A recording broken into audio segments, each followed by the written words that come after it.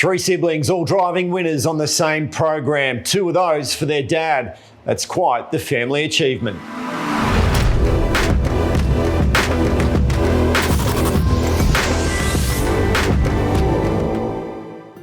Yes, hello and welcome to the Rixon Lane, a worthy name change this week after a Rixon hit-and-run job on the Penrith program last night. It started in the first with Ellen Rixon driving her first winner this year with Ed Mendez. Is tonight the night for Ed? It's Ed Mendez about 5 metres in front, 4-3 gets in.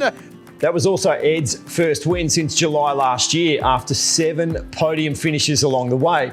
It continued in race 6 with Hannah Rixon driving one for their dad Peter as well, steering home sight to see. And then in the next, Will Rixon produced an absolute gem, finding a run when nothing looked on 100-1 pop Louisiana Freedom. Check this out. And Louisiana Freedom is bursting through. I didn't think it could do it. It's going to. Will Rixon gets on the board. What a win at any old price. Louisiana Freedom has won it. It was a cracking race night there at Penrith. Leighton Green rounded it out with a driving double. Jack Trainer also had 2 winners, including Back in Town for David Thorne. Coming home as Pay Me Overs, but Back in Town, this has been a peach of a drive and Back in Town beats Pay Me Overs. Now speaking of David Thorne, he was our special guest on our New South Wales Breeders' Challenge show, New South Wales Bred, yesterday, and he confirmed his star 3-year-old filly Antonia will be back in action in the heats at Menangle on Tuesday.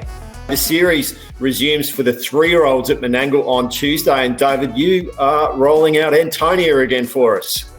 Yeah, no, she'll be there. So I haven't seen the noms. I missed the noms this morning. But she trialled yesterday and trialled with Expensive Ego and lineup. And they went 50. She just ran her own trial. And I think she went about 52 flat herself. So pulled up really good. Jack was really happy with her. So, yeah, I think she's back on track. I just wasn't happy with her at Penrith. So we have a little bit of trouble with her tying up, so she seems really good. So hopefully it's all systems go.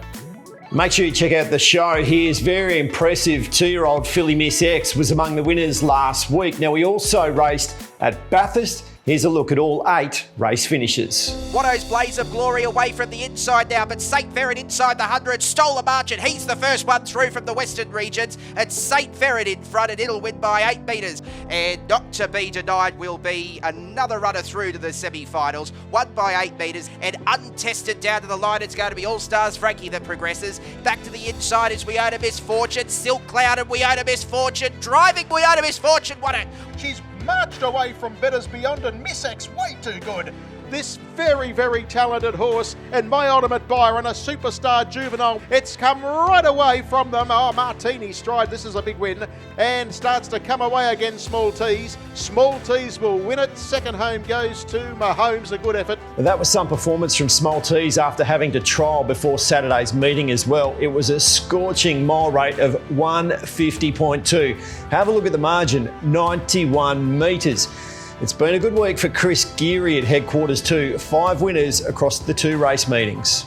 Everybody loved Ray and Red Reactor. It's narrowly Major Obama now starting to pull away, and Major Obama too good. The King was back as well. Luke and Belinda McCarthy's Miracle Mile champion with a big win in the Saturday feature. He's going to notch up the perfect 10, unbeaten at the trip here at Menangle over the mile. 10 out of 10, and down to the line, King of Swing stops the clock in 150.3. Best wishes to King of Swing and Jason Grimson's Majestic Cruiser in tomorrow night's Group 1 Victoria Cup. 2 race meetings at Wagga during the past week. Brad Hewitt drove a double on Friday.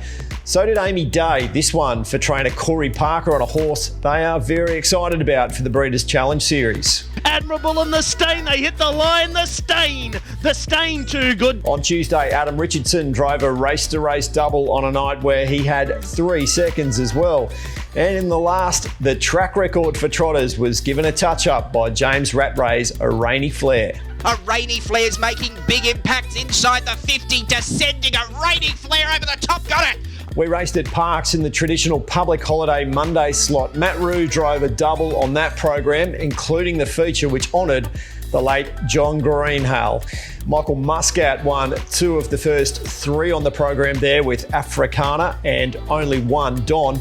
while Amanda Turnbull had a double to go with her 4 winners at Bathurst on Wednesday. Twisted Mistress, though, Amanda hasn't moved, and Twisted Mistress in the run down to the line. Twisted Mistress defeats Caribbean Delight. Speaking of 4 winners, Tom Ison did it again at Tamworth yesterday, driving half the card. But Zoe Magic, 4 winners for the Ison. Tommy Ison wins by 3 metres. In fact, he drove 4 of the first 6 winners for the day. The last 2 were won by Greg and Gemma Coney. Went straight past it in back, Watchful Lady.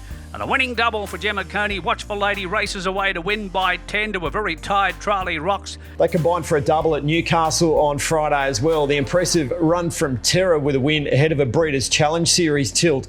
Stacey Elliott secured a training double too with victory in the last on the program, but it was the evergreen Christian Brother who stole the show with his first win since May last year. Christian Brother in front though. It's Christian Brother over Sweet Creation. Christian Brother trying to cling on close to the line. Gets in! It was the 13-year-old's 13th career win in start 286. What a trooper. Now at the other end of the racing journey, some exciting new initiatives were announced this week with regards to the 2-year-olds. From the start of next year, Harness Racing New South Wales will double the Breeders' Challenge certificate value for owners of eligible horses. Now that is a direct outcome from the Breeders and Owners Forum held earlier this year, so a great result for industry participants all round. The other big announcement is the overhaul of an old rule. I can tell you, your 2-year-olds will no longer be required to have a race start before contesting a heat of the time-honoured Bathurst Gold Crown and Tiara and the APG heats. The period of guaranteed races for 2-year-olds will also be January to March. Some great initiatives there that have stemmed from key industry consultations. Now we've got another big week of racing ahead, especially with regards to the New South Wales Breeders' Challenge Series. That should be fantastic. You can watch it all on Sky Racing. I'll bring you a wrap of that next week in the Sprint Lane.